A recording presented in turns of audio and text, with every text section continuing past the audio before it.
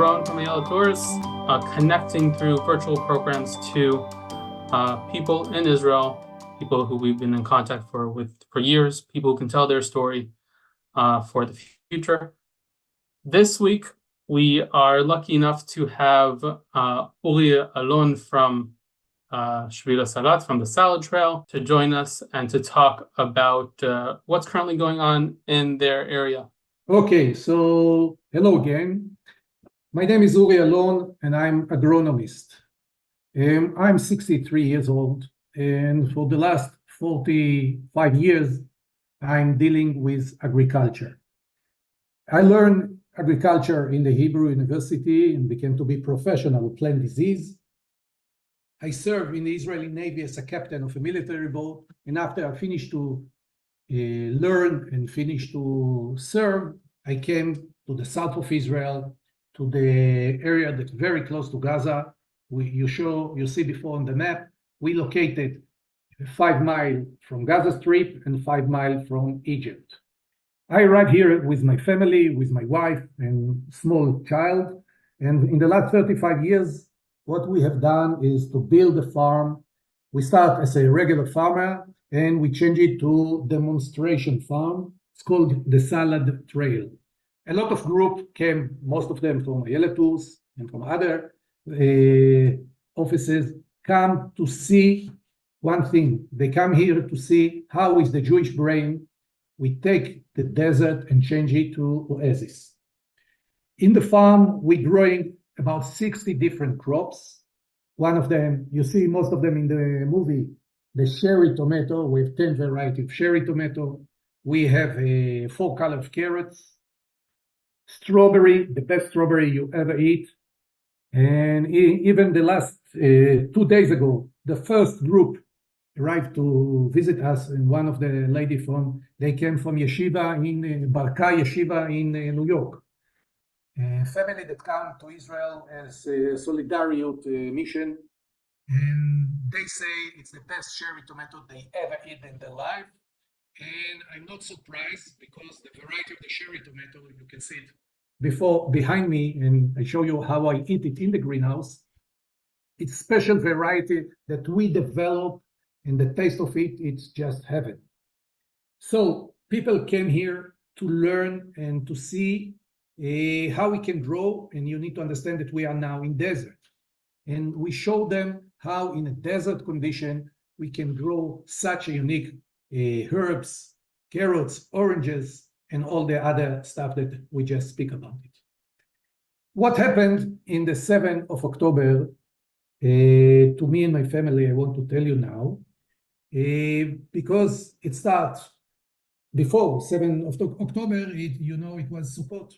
And in Sukkot, about 2,000 visitors, most of them American, came to visit my farm, and they see that it came and do a tour. And one of my best guiding in all the week, and in Friday, I give him 1 day off.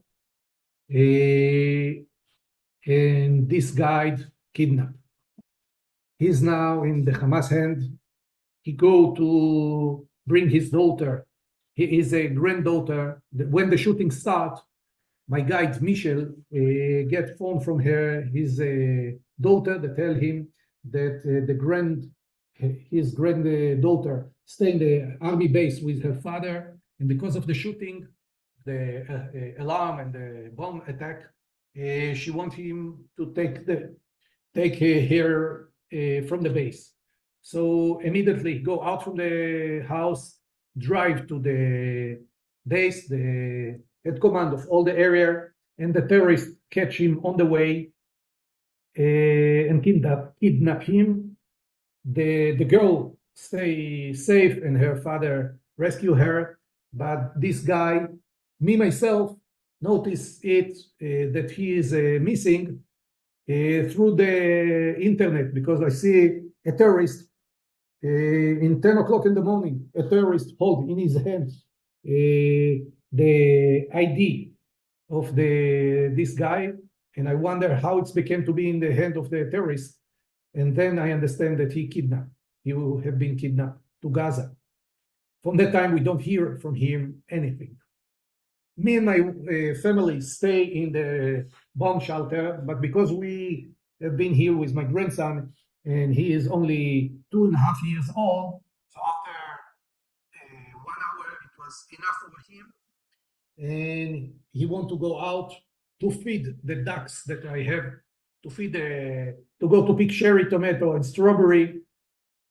And because the electricity stopped, also the internet stopped, we think, and we hear the alarm and the rockets, but we didn't know what happened around. We just hear noise of shooting, a lot of shooting from the morning. Shooting of guns, not artillery. But because we live very close to Gaza and to Egypt and to army base, noise of shooting is a normal behave here. Nothing special. So we think it's normal day. They're a little bit noisy, and we were very calm. We didn't go many to the bomb shelter, and we stay around. After 1.5 hours, we hear from the next village that it's only 1 mile from us that was attack of terrorists. A terrorist reached to the moshav next to us, 1 mile from us, and there was a battle that 4 members of Kitat Konenut killed and another 4 injured, and the terrorists ran away. Another group of terrorists reached to our moshav, reached to the gate of the moshav, but because they see the civilian protection, we call it in Hebrew Kitat Konenut, they didn't go reach to the moshav and run away to another moshav. It's called Miftachim, and there they killed 6 people that they meet. But to our moshav they didn't get. So we stay here all the time, hear the noise, feeding the ducks, and think it's normal day. But my son live in Kfar Aza. And Kfar Aza was the center, one of the main area of the attack. But my son is a commander, soldier. He's in reserve. But he's a very tough guy. And usually when something wrong, he never tell his parents, and he wants them to be calm. So my son, we phoned to him and asked him what happened. What happened in your kibbutz? Kibbutz Kfar Aza, it's about 30 minutes from our moshav. And he say, everything okay, we are in the mamat, in the safe room. He didn't tell us what really happened. What really happened there is that in 6:30, the shooting, the alarm and the attack of the rocket start, and they think that it's normal day, because in normal attack, usually my son is packing all his family and run away for 2 weeks or 3 weeks to the north of Israel or to whatever it's quiet, but he didn't have any time to do it, because in 7 o'clock he start, when he go out between the alarm, he go out from a bomb shelter and he hear noise of Arabs outside his window, and it's not normal way. So immediately he go inside the shelter without water, without food. He, his wife, and 3 kids. One is 7 year, 5 year, and 1.5 year. And they locked in the safe room. And he hear all the time noise. All the wife family, there are 5 families in Kibbutz Kfar Aza, and all the families speak with them through the phone. And in 7 in the morning, one of the sister of the wife stopped to answer. And they start to worry. The time go on, and in 9 o'clock, a terrorist go inside his house, shoot all over, but there was in the safe room and the terrorists take his watch. He have a Garmin watch and thief it and take it to Gaza. We later, after the attack, we look through the internet where to locate the watch, and we see it in the time 11 in the morning. It was already in Gaza. But my son in the safe room didn't know anything. He heard noise, but he didn't know that somebody in his house. So the time go on and on. He stayed there with the kids, and because in the safe room you don't have the door of the safe room built to attack of rocket, not to protect from terrorists. So the door, to lock the door, it's you can lock it from inside, but you can open it from the other side. So it's not you cannot lock it. So you need to hold it in your hand. And if somebody comes from the other side, you do fight with him who is stronger. And also, the door is not protected from bullets. So a lot of house, the terrorists know that somebody hold the door, so they shoot through the door in the place that people hold, and they kill them. And that the way they can open the door. So my son know this is he's a engineer, so he think everything very precise. And he know that he need to be in the side of the door, and what protect him is if he have a chair, broken chair, that from wood, that usually it's in the kitchen of the house. But because it was broken, he didn't want to leave it outside, that people see that you have broken chair in your house. So we throw it, you put it in the safe room just because it's not nice. So he take this broken chair and stuck it on the door, and this what didn't let anyone to open the door, and you don't need to hold it by hand all the time. So in 4 afternoon, they start see that somebody trying to open the door.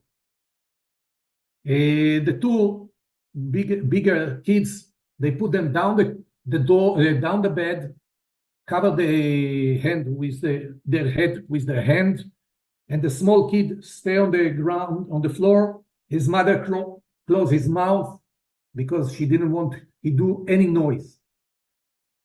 The lucky of them is the neighbor. They are live in a house that in kibbutz. Sometimes it's 2 houses that stuck together.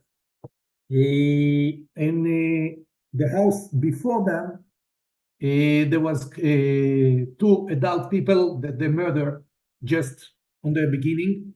So they came to my son's house, and he think that it's empty and no one there. So the terrorists see he cannot open the door and leave. Not shooting, not anything, leave. In 6 afternoon, a soldier arrived, but they didn't believe it's a soldier. They knock on the door, they say, we are from Israeli army, but they don't open the door because there was a lot of story that the terrorists take some of the kids from the kibbutz and force him to tell the people in the safe room that it's army. When they open the door to the kid, they shoot him and them. So they know it can be trick, and they don't believe. After a lot of questions that only real soldiers know the answer, they open the door and they give them another 1 liter of water and a bag of bamba, and they tell them, stay here. In a few minutes, we come to take you. They stay in the safe room and that time, the electricity stopped, the phone stopped, the internet stopped, no any communication at all. The last call, the last message that I have, that in 8 in the evening, that they are safe and they are in the safe room. Maybe you hear a lot of story of parents that go to rescue their sons.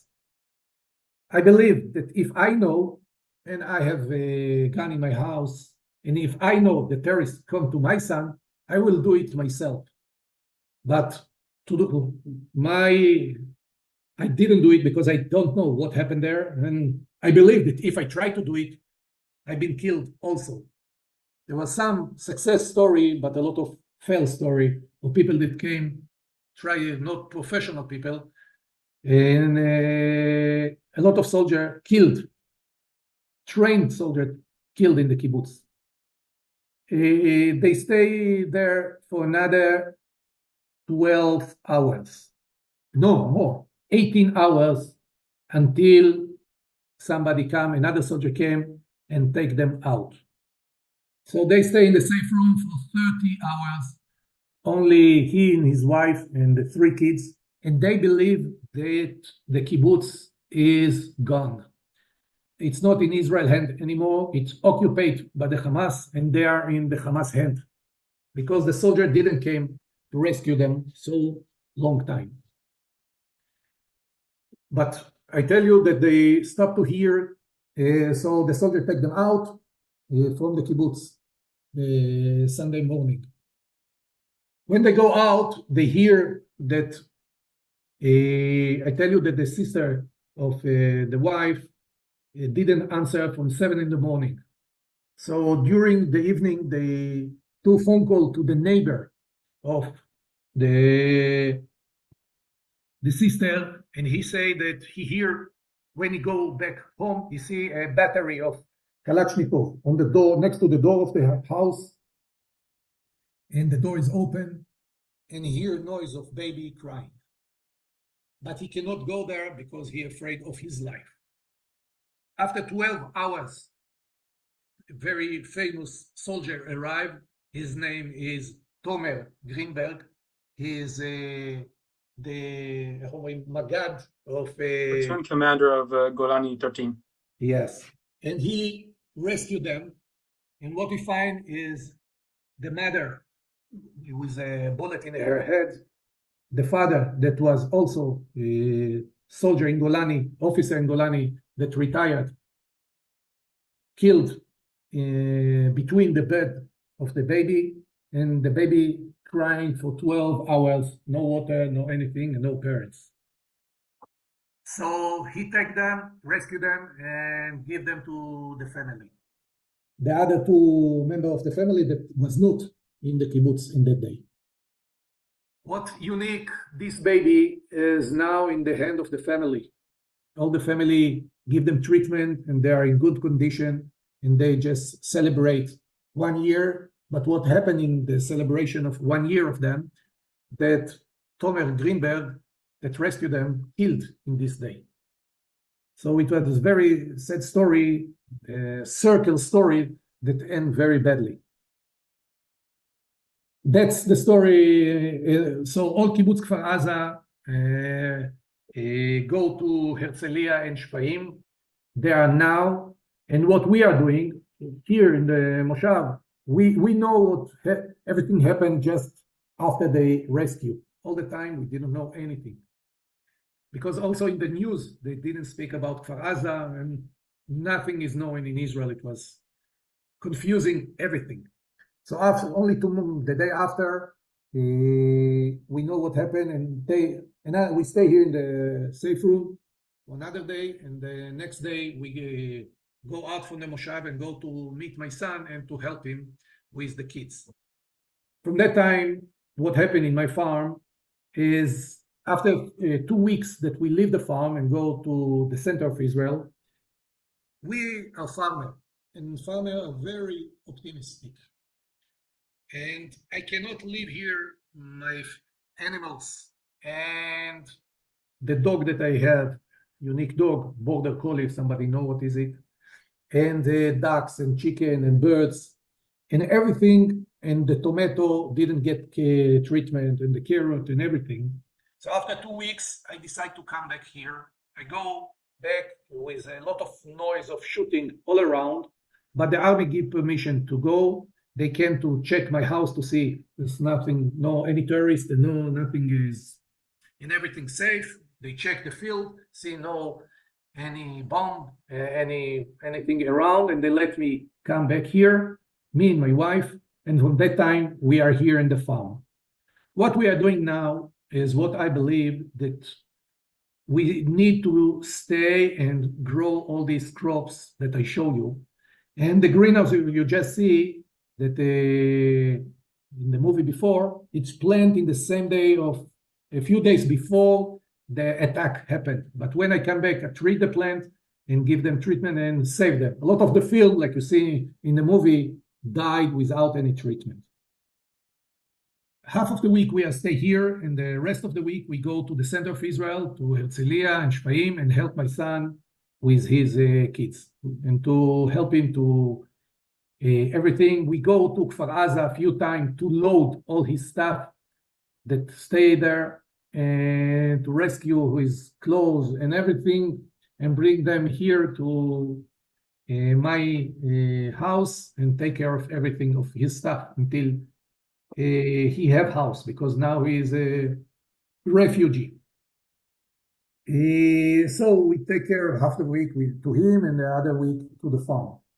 What will go on here, so what I believe, few people will not come back to the region. The broken is too hard and too much, and they suffer too much. But me and my wife decide to come back and to maintain the farm, because we believe that not everything is broken and burned, and we want to show the prosperity, how the area should be looked after and how we looked before.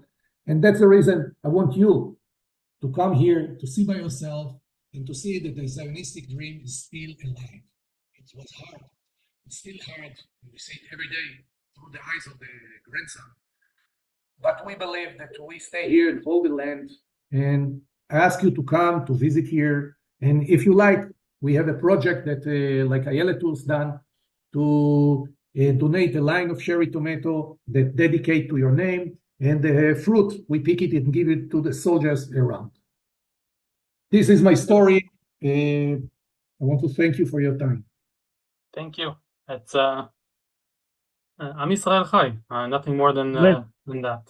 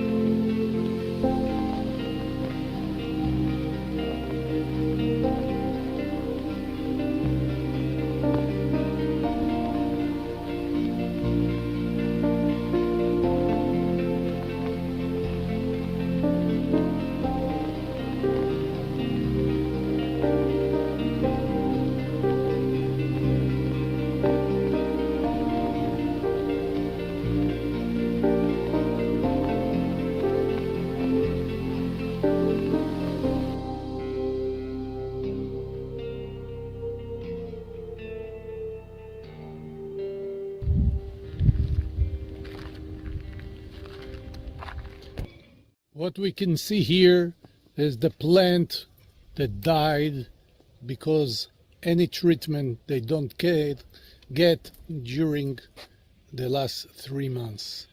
All this cherry tomato should be picked by tourists. And you see, here you can see the chili, the hottest chili in the world, that just died because any treatment. We are now in cherry tomato greenhouse. A cherry tomato should look like this. You see, it's look perfect, and all this greenhouse is ready for people to come and pick. Unfortunately, according to the situation, nobody come.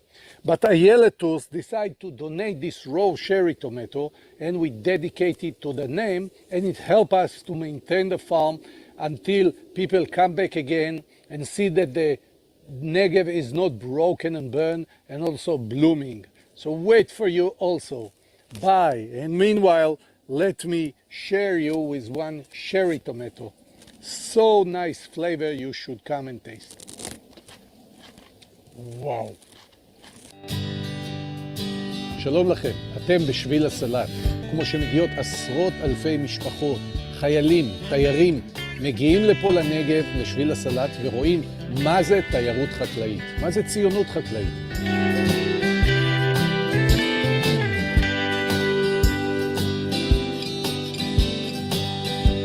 בתי אבות. נו, ותאכלו מכל היופי הזה.